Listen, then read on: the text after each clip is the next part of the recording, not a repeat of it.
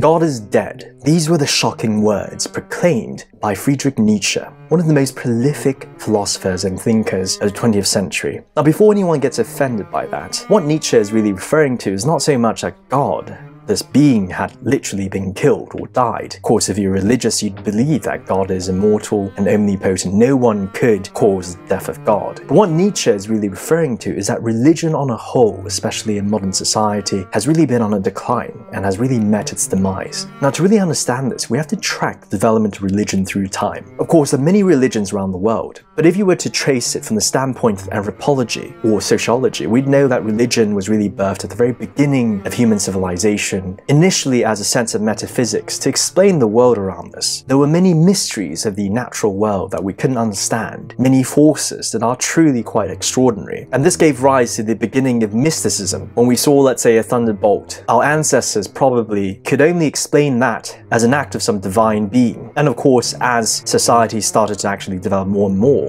these rudimentary ideas of mysticism, they eventually codified into something more organized. The rise of really prominent religions that we know today, which brought with it not only an explanation of the natural worlds around us, but also a social explanation of our purpose, of how we should live, of the sort of code that we should practice, of the sort of human being that we should be. And of course, religion became infused in our socio-political fabric. For example, in Western civilization, the church was very much really at the apex of governance. The governments were really below the church, and monarchs around the world ruled by divine right, all the way from the kings and queens of England, all the way to the pharaohs of Egypt. And the world was really orderly. We had a very clear way of how we should live as human beings on this earth. So much more than just an explanation of the world is really an explanation of what it means to be who we are. But as human civilization began to develop even more and more, and our understandings of the natural world around us became even more developed with the rise of science since the Enlightenment, many of the mysteries of the natural world, the physical world, became explained, and we started to see the world very differently, no longer through the lens of the metaphysics, but through the lens of physics itself. We started to see, instead of divine laws, physical laws that govern the world around us and the universe, and that fundamentally challenged the foundations of religion. And since that period, religion has been on a decline. Now, some of you might say that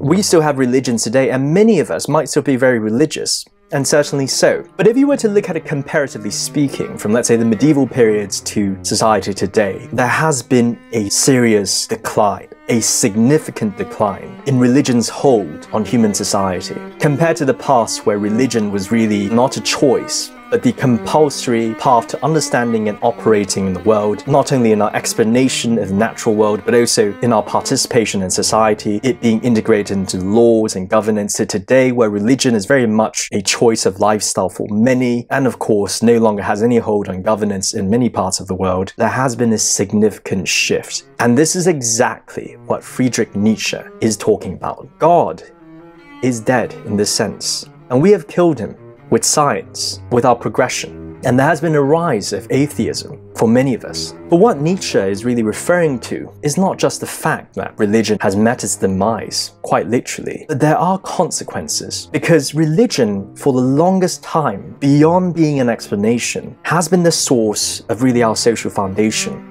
our morality, and also our sense of philosophy. Religion taught us how to live, how to see the world, how to see ourselves, how to see our lives. It gave us purpose, it gave us community, it gave us value in living in this world of ours. And with the demise of religion, all of a sudden this is gone. Of course, many of my religious friends and followers, you'd know that that's one of the main draws of religion. Besides the fact, if you firmly believe in God, there's really this great value of being a religious person. But for most people who are not religious today, all that is gone. Religion is no longer compulsory. It is a choice after all. And so all of a sudden we are faced really with what Nietzsche refers to as nihilism, this sense of meaninglessness. We may very well be alive in this very scientific age where we understand the natural laws of the world, physics, and science could explain how thunder works, but we feel that our life is meaningless. And this really creates a void of not only great dissatisfaction, in our life, but also a void that can be easily exploited by mass movements, which seek to exploit our need for the social foundation by imitating the values of religion. As Nietzsche wrote about this, we saw the rise of fascism, Nazism, communism, and a lot of really dangerous ideologies that literally did this. And of course, even today, we see a lot of mass movements doing the same thing, extremism, and it is a rather sad thing. And so this nihilism is really the unfortunate consequence of the death of God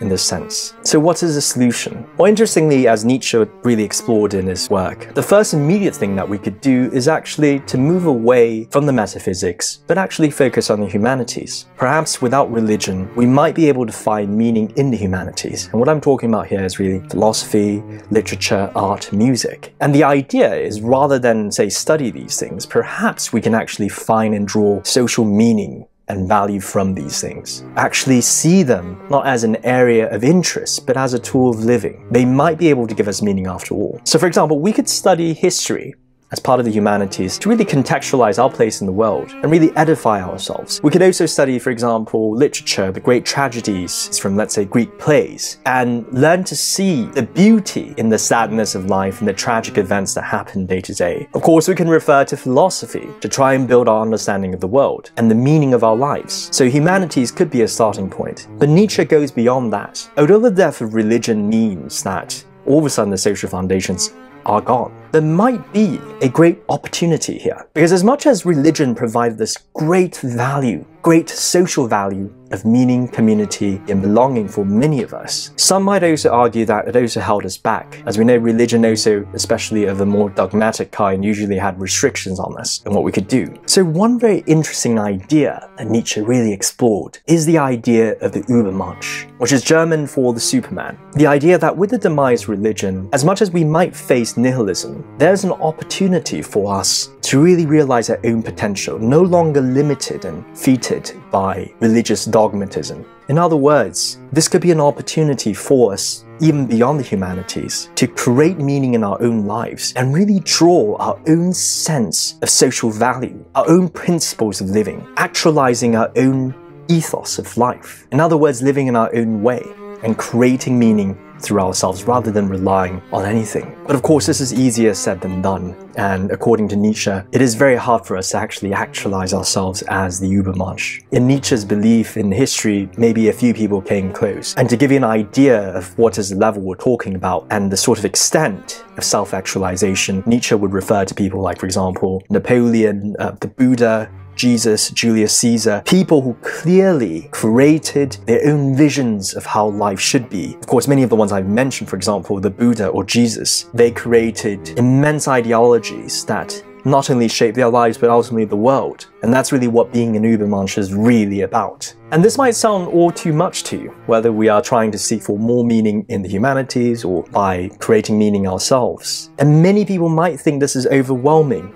And that's also why Nietzsche wrote about, in view of this, most people might give up and just decide to do nothing about it. But then they risk becoming what he called the letzermensch, the last man. Really, the idea that instead of thinking about all these things, we could just stick to our comfort, live in comfort, without much thinking, but yet we are tired of life deep inside. We have a sense of meaninglessness. We just get by, never really realizing our own potential, never really living life by our own standards, rather just floating along with the waves of society. And I think that's what most people might feel today, especially if we don't really think about these matters. And maybe some of us already feel that. We feel that our life, we just want comfort. We're not really willing to do much, and yet we're dissatisfied. We feel like we're not really doing what we want to do or really being ourselves and really questioning the direction and the path of our lives. So whatever you think about the idea, one thing is really important. Society today, much of its developments reflect what Nietzsche had talked about. We have really seen a demise of religion, which has created a void of meaning. And most of us, we don't think about it. And so that's why we feel deeply dissatisfied. We feel deeply unfulfilled. There has been a death of meaning in that sense. Whether we seek it by adhering to religious ideologies, or through the humanities, or through really ourselves, challenging ourselves and becoming the source of our own meaning, it's time we start to think and consider, beyond understanding the world around us, what is the meaning of it all? What is the purpose of it all? What sort of social principles can we set for ourselves in our living?